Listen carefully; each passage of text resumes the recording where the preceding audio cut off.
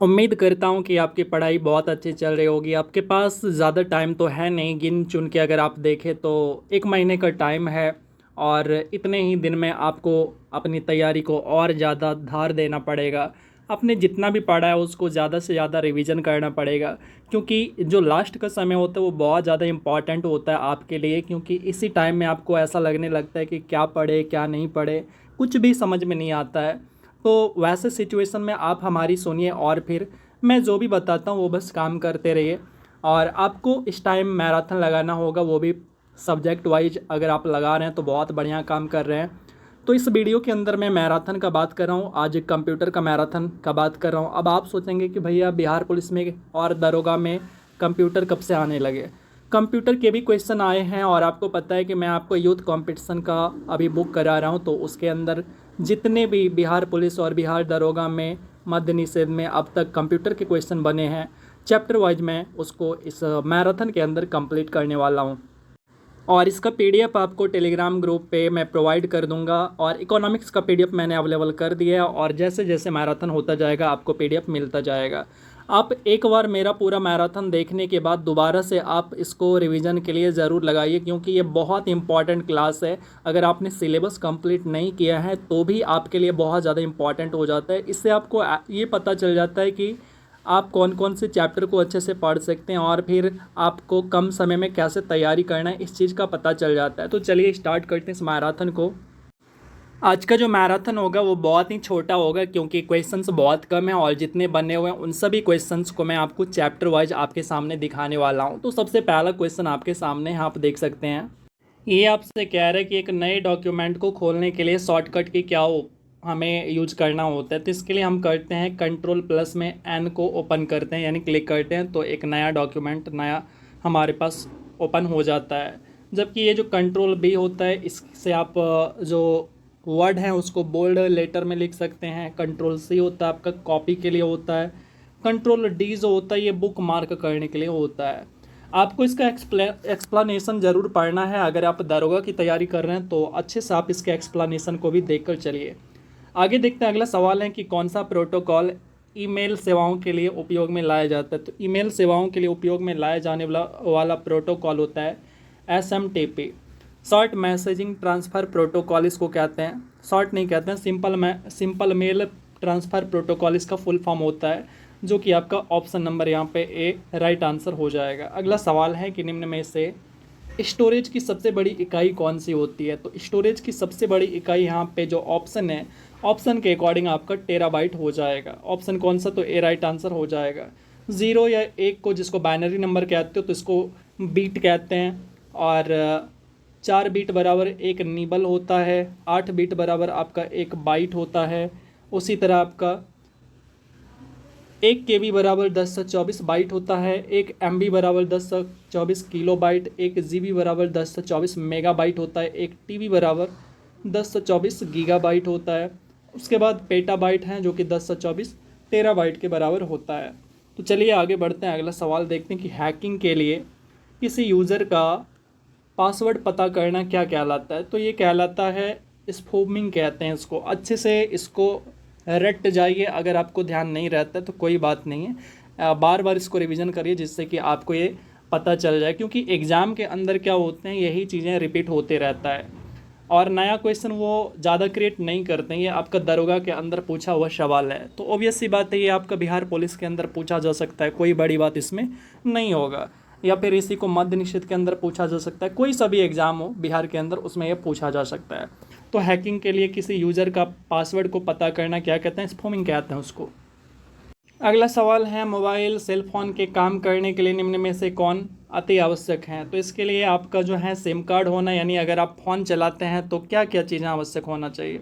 तो SIM card होना चाहिए, नेटवर्क भी होना चाहिए, और साथ ही साथ काम करने में अनुकूल आपके पास फ़ोन होना चाहिए, यानी आप जो काम कर रहे हैं उस अनुकूल आपके पास फ़ोन भी होना चाहिए। मान के चलिए आप क्या करते हैं, कोई भी फ़ोटो डिज़ाइन करते हैं और आपके पास जो फ़ोन है वो है नोकिया 1108, यानी कीपैड वाला फ़ोन तो नहीं कर सकते ना, तो उसके अनुकूल आपके पास फ़ोन भी होना चाहिए। आगे बढ़ते हैं, अगला सवाल है कि निम्नलिखित में से कौन से पर्सनल कंप्यूटर के कुंजी पटल की कुंजी परंपरागत टाइपराइटरों में उपलब्ध नहीं है। तो ये है आपका एंटर, ऑप्शन कौन सा, तो सी राइट आंसर हो जाएगा। आगे बढ़ते हैं, अगला सवाल। एंटर की आप जानते होंगे, जिससे क्या करते हैं आप एक तरह से ओके की तरह काम करते हैं, जो कि आपकी पैड वाले फ़ोन में देखा करते थे, तो उस तरह काम करता है। आगे बढ़ते हैं, अगला है आपका कि निम्नलिखित शब्दों में से कौन सा शब्द इंटरनेट के कार्यप्रणाली से संबंधित है। तो यहाँ पे अगर आप देखेंगे www डॉट, ये जो होता है आपका वेबसाइट के साथ ये आता है आपका HTTP हो गया, ये आपका किसके साथ, तो इसको भी आपने देखा है किसी लिंक के साथ, जो सिक्योर लिंक होता है उसके साथ में यहाँ पे एस लगा होता है, ये चीज़ें आपने देखा है।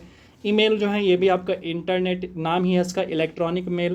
तो यहाँ पे आपका ऑप्शन डी राइट आंसर हो जाएगा। आगे बढ़ते हैं, अगला सवाल देखते हैं। यहाँ से एक चीज़ और पूछा जाता है, ये जो www है इसका फुल फॉर्म होता है वर्ल्ड वाइड वेब, और ये इंटरनेट का सेवा है, और इसको जो है टिम बर्नर्स-ली ने लाया हुआ था। तो ये आपसे पूछा जाता है। आगे बढ़ते हैं, उसके बाद आपसे कहा जा रहा है कि निम्न में से कौन सा एक खुला TLD है।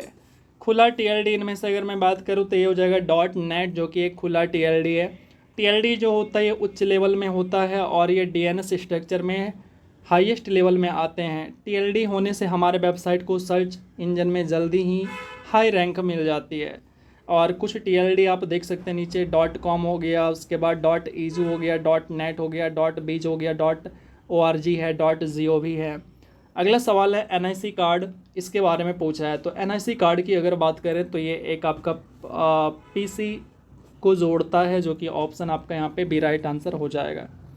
NIC का पूरा नाम होता है आपका नेटवर्क इंटरफेस कार्ड, जो कि PC को इंटरनेट से जोड़ने का काम करता है।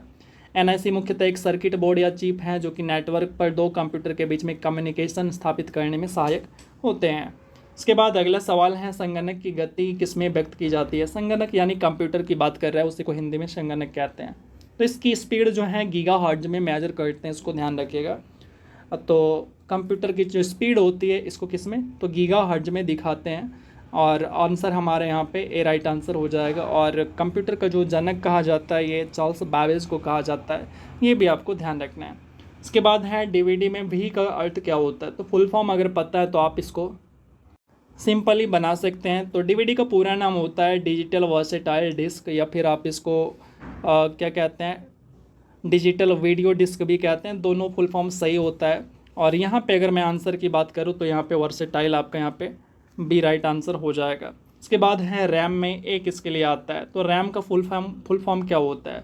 तो रैम का फुल फॉर्म की अगर मैं बात करूँ तो रैंडम एक्सेस मेमोरी, तो रैंडम हो जाएगा, जो कि यहाँ पे अगर आंसर की अगर मैं बात करूँ तो अच्छा ए फॉर बोला है तो एक्सेस हो जाएगा, जो कि ऑप्शन यहाँ पे ए राइट आंसर हो जाएगा। इसके बाद है फेसबुक के संस्थापक कौन है। फेसबुक के संस्थापक की अगर मैं बात करूँ तो ये हो जाएगा मार्क जुकरबर्ग, जिन्होंने कि 1904 के अंदर, माफ़ करिएगा 2004 के अंदर जो है मार्क जुकरबर्ग ने इसका स्थापना किया हुआ था। सो ऑप्शन की अगर मैं बात करूँ तो ऑप्शन यहाँ पे हमारा ए राइट आंसर हो जाएगा। अगला सवाल है यूनिवैक उदाहरण है। यूनिवैक उदाहरण है आपका प्रथम पीढ़ी के computer, option A right answer हो जाएगा।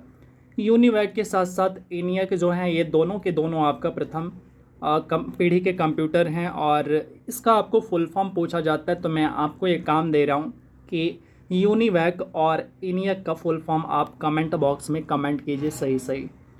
आगे चलते हैं, अगला सवाल है कि निम्नलिखित में से कौन सा ऑपरेटिंग सिस्टम नहीं है। तो यहाँ पे अगर मैं बात करूँ तो ये ओरेकल जो है ऑपरेटिंग सिस्टम नहीं है, जबकि डॉस है, इसके बाद आपका विंडोज़ हैं, लाइनक्स हैं, ये तीनों के तीनों आपका क्या है, तो ऑपरेटिंग सिस्टम है। आगे चलते हैं, अगला बात करते हैं ऑपरेटिंग सिस्टम की। अगर मैं बात करूं तो ये आपका सॉफ्टवेयर का प्रकार है। आपको पता होना चाहिए कि जो सॉफ्टवेयर होते हैं वो 3 प्रकार के होते हैं, एक तो ऑपरेटिंग सिस्टम होते हैं, एक आपका एप्लीकेशन सॉफ्टवेयर होता है, और दूसरा आपका यूटिलिटी सॉफ्टवेयर होता है। आगे बढ़ते हैं, अगला सवाल है आपके सामने कि डेसिमल से बाइनरी संख्या में परिवर्तन करने वाली युक्ति क्या कहलाता है। तो ये युक्ति को इनकोडर कहते हैं। तो ऑप्शन यहाँ पे ए हमारा राइट आंसर हो जाएगा। और बाइनरी के अंदर अगर आप देखें तो 2 ही भाषा होते हैं, एक तो 0 होता है और दूसरा 1 होता है, और इन्हीं की मदद से पूरा का पूरा आपका कंप्यूटर चलता है। अगला सवाल है कि कंप्यूटर में गणना करने के लिए कौन सा अवयव मुख्यतः उत्तरदायी होता है? तो गणना करने के लिए होता है एएलयू, जिसको कहते हैं अर्थमेटिक लॉजिक यूनिट। ये हो जाएगा ऑप्शन नंबर हमारा सी यहाँ पे राइट आंसर। इसके बाद अगर मैं बात करूँ तो एएलयू के दो पार्ट होते हैं। इसके अंदर एक तो होता है आपका अर्थमेटिक और एक होता है आपका लॉजिकल ऑपरेशन। दो तरह के ऑपरेशन होते हैं, तो एक अर्थमेटिक यानी नंबर रिलेटेड और एक होता है आपका कंपेयर करने रिलेटेड या सोचने रिलेटेड, जो कि दो पार्ट हो गए हैं इसके। चलिए आगे बढ़ते हैं, अगला सवाल देखते हैं। अगला सवाल आपके सामने हैज पावर ऑफ 18 को लॉन्च किया, निम्न में से किस सोशल मीडिया साइट के द्वारा किया गया इसको लॉन्च? ये किया गया है ट्विटर के द्वारा, जो कि ऑप्शन सी हमारा राइट आंसर हो जाएगा। और ट्विटर का वर्तमान में नाम क्या हो गया बदल के, आपको ये कमेंट बॉक्स में कमेंट करना है, क्योंकि ट्विटर को ट्विटर अभी नहीं बोलते हैं। आपको कमेंट बॉक्स में कमेंट करके बताना है कि इसका नाम क्या हो गया है। जबकि फेसबुक की अगर मैं बात करूँ तो इसको मेटा इंडिया ने ख़रीद लिया और उसके बाद इसका भी नाम जो है आपका बदल चुका है। आगे बढ़ते हैं, अगला सवाल है कि कौन सी computer generation parallel processing hardware पर आधारित है? ये है आपका पांचवी, जो कि ऑप्शन यहाँ पे हमारा बी राइट आंसर हो जाएगा। उसके बाद है भारत द्वारा तैयार किया गया सुपर कंप्यूटर का नाम क्या है? तो भारत के द्वारा तैयार किया गया सुपर कंप्यूटर का जो नाम है वो है परम। ये ऑप्शन हमारा बी राइट आंसर हो जाएगा। भारत का पहला सुपर कंप्यूटर था जिसका नाम था परम 8000 और इसे विजय पांडुरंग भटकर ने 1991 में बनाया था और इसे भारतीय सुपर कंप्यूटर का जनक भी कहा जाता है। किनको? तो विजय भटकर को। तो इसको ध्यान रखिएगा, पूछा गया आपके एग्ज़ाम के अंदर। इसके बाद आगे बात करते हैं, जो कंपनी था वो कौन सा था? तो ये था सीडैक कंपनी। सीडैक कंपनी के तहत इसे बनाया गया था। अगला सवाल है आपके सामने कि यूआरएल का पूरा नाम क्या होता है? तो यूआरएल का फुल फॉर्म की अगर मैं बात करूं तो ये होता है यूनिफॉर्म रिसोर्स लोकेटर। ऑप्शन हमारे यहाँ पे सी राइट आंसर हो जाएगा। इसके बाद देखते हैं अगला सवाल, निम्नलिखित में से क्या द्वितीयक संचय यूनिट नहीं है? निम्नलिखित में से कौन सा ऐसा है जो कि द्वितीयक संचय यूनिट नहीं है, ऐसा आपसे पूछ रहा है। यानी ऐसा, अब सीधा सीधा सवाल समझिए, आपसे ऐसा कह रहा है कि निम्नलिखित में से ऐसा कौन सा ऑप्शन है जो कि सेकेंडरी स्टोरेज डिवाइस नहीं है, ऐसा आपसे कह रहा है। तो अगर आप रैम देखें तो ये आपका हो जाएगा प्राइमरी यूनिट होते हैं, प्राइमरी स्टोरेज यूनिट होते हैं। रैम हो गया, रोम हो गया, ये सब के सब प्राइमरी होते हैं। जबकि फ्लॉपी डिस्क हैं, डीवीडी हैं, इसके बाद मैग्नेटिक टेप हैं, ये सब के सब आपका सेकेंडरी होते हैं। या फिर आप जो मोबाइल में अपना मेमोरी कार्ड लगाते हैं, पेन ड्राइव लगाते हैं, वो वगैरह वगैरह सब कुछ क्या होते हैं? सेकेंडरी होते हैं। अगला सवाल है आपसे कि आउटपुट जो डिवाइस होते हैं वो क्या संभव करता है? तो आउटपुट डिवाइस जो होता है, जो हम इनपुट डाल रखे होते हैं तो उसी चीज़ को हमें देखने में हेल्प करता है और प्रिंट करने में हेल्प करता है। सो ऑप्शन ए हमारा यहाँ पे राइट आंसर हो जाएगा। इसके बाद अगला सवाल है कि निम्नलिखित में से कौन सा हार्डवेयर डिवाइस नहीं है? तो यहाँ पे अगर मैं बात करूँ तो ये जो एक्सेल है आपका, ये आपका हार्डवेयर डिवाइस नहीं है। हार्डवेयर डिवाइस एक ऐसा डिवाइस है जिसे आप देख सकते हैं, छू सकते हैं, जिनमें माउस हो गया, इसके अलावा आपका प्रिंटर है, मॉनिटर हैं, ये सब के सब आप क्या कर सकते हैं? इसे छू सकते हैं, फिजिकली देख सकते हैं। तो ये सब के सब जो होते हैं आपके क्या होते हैं? हार्डवेयर डिवाइस होते हैं। जबकि एक्सेल एक आपका सॉफ्टवेयर प्रोग्राम है जिसे आप केवल क्या कर सकते हैं? देख सकते हैं कि हाँ ये रहा एप्लीकेशन, छू नहीं सकते हैं उसे। तो आगे बढ़ते हैं, और अगर ये वीडियो आपको पसंद आ रहा हो, हमारा मेहनत आपको पसंद आ रहा हो, तो इसके लिए आप हमें सपोर्ट कर सकते हैं और चैनल को सब्सक्राइब कर सकते हैं। आगे बढ़ते हैं, अगला सवाल है कि निम्नलिखित में से कौन सा एक छोटे सिंगल साइट नेटवर्क को संदर्भित करता है? तो यहाँ पे अगर मैं बात करूँ तो ये हो जाएगा आपका लैन, जिसको कहते हैं लोकल एरिया नेटवर्क। जबकि रैम होता है आपका रैंडम एक्सेस मेमोरी, इसके बाद है CPU सेंट्रल प्रोसेसिंग यूनिट, और उसके बाद है USB यूनिवर्सल सीरियल बस। इन सभी का फुल फॉर्म आपको पता होना चाहिए, क्योंकि कहीं ना कहीं आपसे एग्ज़ाम में पूछ लिए जाते हैं। अगर आप रेलवे का एग्ज़ाम देंगे तो वहाँ पे बहुत सारा। अच्छा, तो लैन की अगर मैं बात करूँ, लोकल एरिया नेटवर्क हो गया। इससे बड़े जो नेटवर्क होते हैं उसको कहता है वैन, यानी WAN, वाइड एरिया नेटवर्क। और एक होता है आपका मैन, यानी मेट्रोपॉलिटन एरिया नेटवर्क होता है। इस तरह से कई टाइप के नेटवर्क के टाइप होते हैं।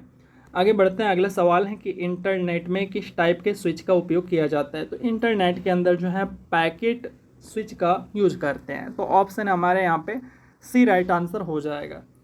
इसके बाद अगला सवाल देखते हैं। अगला सवाल कह रहा है कि आपको द्विआधारी संख्या प्रणाली में अंक कौन कौन से होते हैं, यानी बाइनरी सिस्टम में आपसे पूछ रहे कि कौन कौन से अंक होते हैं। तो बाइनरी सिस्टम में आपको पता है कि 0 होता है और दूसरा 1 होता है। इन्हीं दोनों के यूज़ से पूरा का पूरा कंप्यूटर चलता है, और अगर कंप्यूटर से इन दोनों को हटा दें तो कंप्यूटर नहीं चल पाएगा। कंप्यूटर गणना के लिए केवल 2 संख्या, एक तो 0 और दूसरा 1 का उपयोग करता है, जिसको बाइनरी संख्या कहते हैं। और एक बाइनरी संख्या को बिट भी कहते हैं, और इस संख्या पद्धति का उपयोग कंप्यूटर का डाटा संग्रह या गणना करने में किया जाता है। और यहाँ पे जो हमारा कंप्यूटर का मैराथन था वो समाप्त हो जाता है, और उम्मीद करता हूँ कि आपने इसको देखा और जो आपको नहीं पता था उसे आपने नोट किया। और अगले दिन मैं आपके लिए अगला जो मैराथन है इस बुक का उसको लेकर आऊँगा, और धीरे धीरे मैं आपको सारा का सारा ख़त्म करने के बाद फिर मैं नेक्स्ट जो आपके लिए बेस्ट है, जो आपको सिलेक्शन दिलाएगा, मैं केवल वही चीज़ें आपको कराऊंगा। अगर आप भरोसा कर सकते हैं हमारे ऊपर तो भरोसा कीजिए, नहीं तो फिर आपके लिए यूट्यूब पे ढेर सारे चैनल पड़े हुए हैं। तो चलिए मिलते हैं फिर अगले मैराथन में, तब तक के लिए ख्याल रखिएगा।